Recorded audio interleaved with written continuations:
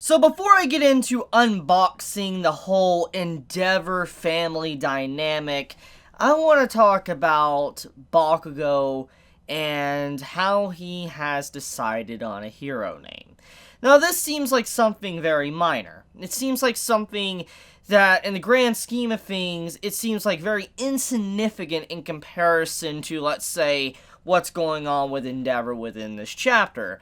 But, in all honesty, it's incredibly important, because we gotta really think about what a hero name really represents. It's something that, many probably haven't really put a lot of thought into when it comes to Bakugo, but a name really does make you stand out. It makes people know who you are, and villains will fear you, and civilians will love you, etc.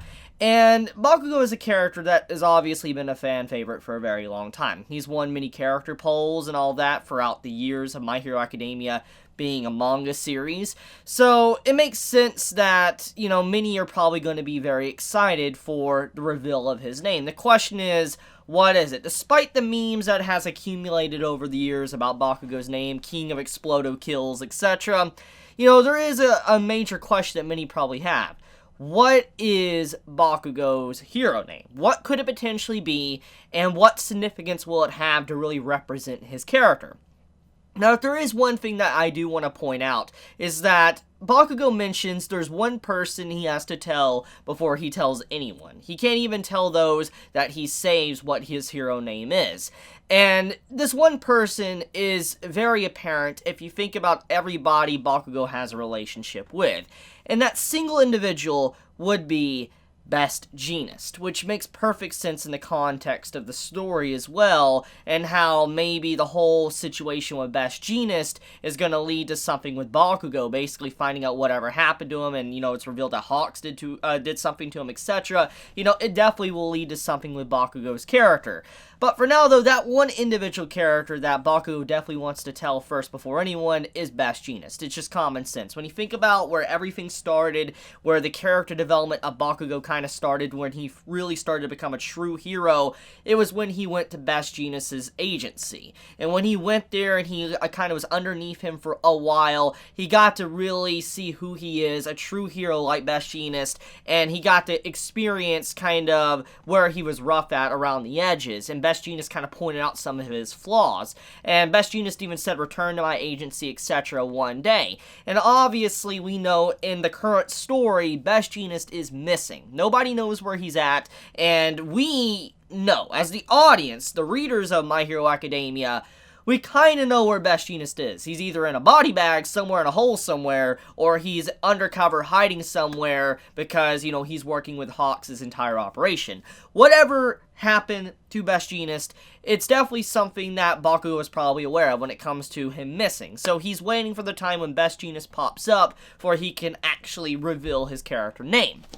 Now, I really do like this fact, though, that Bakugo is showing that he has some respect for the person that really kind of helped him out, basically. Best Jeanist helped him. And I think that Bakugo's name is probably going to have something very significant, maybe in reference towards Best Jeanist, or even it might be something that it kind of goes along with what, Izuku says about Bakugo, how he calls him hopefully I pronounce it right, Kachan, how he says that constantly throughout the anime or even in the manga. Maybe Bakugo actually took that name and he uses it for his hero name. Now, I know that doesn't seem like anything interesting or amazing, etc., because, everybody wants Bakugo to really have a flashy name. It would really suit his character, especially with what type of person he is. But when you really think about the fundamentals here about Izuku's name, like his hero name Deku, and if Bakugo's called, let's say, Kachan and all that, it would make sense, though, if he kind of, lived with Izuku's name he gave him with grace, and he moved forward with it. It would definitely be beautiful in a way to kind of show that Bakugo has accepted Izuku, but at the end of the day, that might not be his hero name. It could be something else, like I said, in relationship to maybe Best Jeanist, since that's probably who he's waiting to tell. But enough with that, though. I just wanted to talk about that because it's a really big moment, honestly, for the story. Even if it seems very minor, it is big because Bakugo is technically one of our MCs of this story, because we have the main trio. We have Izuku, we have Todoroki, and we have Bakugo. They're basically the main characters. Even though Izuku is going to be the number one day, we know technically we're following his story. In all honesty, though, the trio is still kind of like our MCs throughout this story, getting to see their journey towards the top. So, I just like that little segment of the chapter. So anyways, let's get into the main meat of what this chapter was, and that is Endeavour's decision. So, for a very long time now, there has been a constant debate about Endeavour. Since the beginning of his character's introduction, honestly, when we found out who he was, what he did, etc. There's been a lot of debate if Endeavour can be redeemed. Is he someone that is redeemable? Is he someone that can be forgiven? Is he someone that can be atoned, etc.? There's been a lot of things that are thrown out since the very beginning with his character, and throughout the course of this entire Pro Hero arc, to when he fought High End, to what's happened recently, Endeavour has been getting a lot of spotlight and character development / characterization, and it makes a lot of sense too, because he's been thrusted into a position that he technically did not earn, and he's very aware of this fact. For instance, he is the status of the number one hero, but he himself is fully aware that he technically does not deserve this because he didn't properly earn it. He was just given the position because All Might had to step down. And I've talked about this character development in the past many times over. But we know that Endeavours went through a lot of, development, because he's learned the weight of the number one, he's learned what All Might had to deal with, he has his own family issues he has to deal with, he has to kind of bring a new generation of heroes into the, the fold of hero duty, because there's darkness that is quickly approaching, and in all honesty, Endeavour really has a hard job right now, because with All Might gone, he's pretty much the only one that can really keep the light going, and he has so much pressure on him to make sure that the world continues to function without falling apart. And if he makes one wrong move, one wrong mistake, it can all come undone in a second, which the world can get even worse than it already is. He contributes to the darkness that is already starting to spread throughout the society. So, I do think that Endeavour, as a character, it's been a major question. Can he be forgiven? Can he be redeemed? Can he be atoned? And he makes it very clear within this chapter that he does not want to be forgiven. However, he does seek atonement. He seeks, in a way, in his own personal justice to atone for all the horrific things he's done in his life. And once again, he even states he doesn't ask for forgiveness. He doesn't want, all the characters like that we've had, for instance, Todoroki and also Natsu, to forgive him. He doesn't want his family just to instantly forgive him. He doesn't seek that. And even if they never forgive him, he can live with that. The point is, though, is he just wants to be able to make up and make their lives the best he possibly can from this point onward. He doesn't want them to suffer and be in pain any longer. And it's beautiful, honestly. And Endeavour comes to a decision that, honestly, will probably make people sad, but it makes the most logical sense out of everything, honestly. When you think about everything we have learned about the Todoroki household and what's happened, etc., and how Natsu harbors this aggression and anger towards Endeavour, his father, and all the stuff that happened to, Toya, and then how Shoto, how Shoto is actually starting to change and slightly warm up and forgive his father, there are still things that cannot be undone, and Endeavour's fully aware of this. It's not something he can just take back after all the things he's done. It can't just go back to the way it once was. And he even talks about within this chapter that he's had dreams, many dreams, to where his family is back together again, but he is not there. Basically, he admits to himself that the only way Natsu can be happy and truly be able to move forward and give everybody what they want like a family is if he cuts himself out of the equation. Endeavour basically is like, I need to be gone.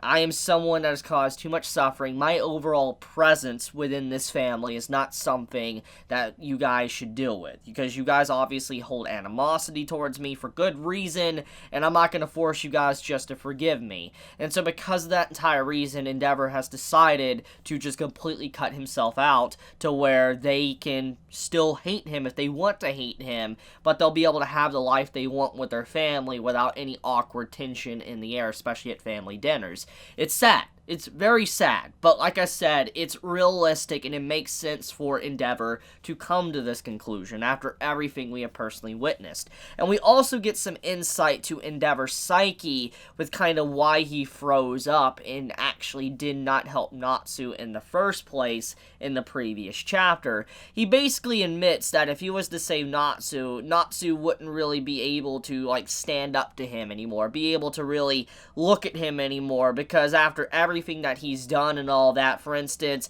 say, like, you know, hurting his family and causing Toya to potentially die, being partially responsible for it, if he was to turn around and save Natsu, it would kind of reinforce these awkward feelings where he would want to reject, you know, the reality he's seeing from his father, and he wouldn't want to be around his father even if he's trying to be kind, because he doesn't want to see his father in a good light. So if Endeavour was to force the issue and try to save Natsu, it would just make Natsu hate him even more, and so that is why Endeavour froze. He didn't want Natsu to hate him even more than he already does, and it hurts him, but he's willing to live with it. He just didn't want to make it worse. But it's human, and I like Endeavour's entire mentality within this chapter. It's just great. It's a really great way to just show Endeavour's growth and his decision he finally came to, and I'm curious, honestly, to see exactly how Natsu and the other, you know, Todorokis are actually going to be able to, deal with this fact. How is the mother going to feel? Because we do know that even if there is some complicated issues between the entire family with Endeavour, we do know that the mother has said in the past that Endeavour did remember her favorite flower. He gave it to her while she was in the hospital, and she only said it once, which means that Endeavour does remember he did care about her in his own way, even if he had a bad way of showing it. So it's clear that she does harbor some mixed feelings, and she might forgive him one day, but it really does take time to heal, and Endeavour might not ever get the true forgiveness he wants or atonement that he wants, but he will die trying, which is kind of leading him down a path of atonement in slash death. This is something that has been very obvious for a while now, that one of the only ways potentially Endeavour could redeem himself could be his death. Now, personally, I think it's a very cliche way to go out and try to redeem Endeavour. Death just feels too easy. It does. Even if it would be probably tasteful if Horikoshi did it right, I believe he could do it right and make it really amazing and enjoyable and heart-wrenching. But even if he did that, I still think it is cliche. I still think that there is maybe other routes he could take with Endeavour that doesn't result in him having to lay down his life for people to forgive him slash fully atone for everything he has done. But I say once again, though, anything can happen, but I do think, though, that Endeavour is definitely being set up for a potential death, especially after this chapter. And most likely, when the battle finally begins with Shigaraki, we might see exactly if he does die or not. But for now, though, it seems like this arc is kind of wrapping itself up. It seems like, you know, the boys have accomplished what they wanted. They managed to beat Endeavour, were faster than him a little bit. They were able to save Natsu, and on top of that, they were able to kind of showcase that they can be a shining light in these dark times, and that even if Endeavour and other heroes fall, there will be a new generation that will replace them, and there's really not much to worry about. But it's good. It's a really good chapter. So let me know your thoughts in the comments below. If you enjoy my content, you know, please subscribe. And tell me your thoughts, honestly, how you felt about this chapter. Did you enjoy it? Did you hate it? Be honest. I'm very curious to see how you all felt about it. And tell me how you feel about Endeavour's decision. Do you think he made the right decision?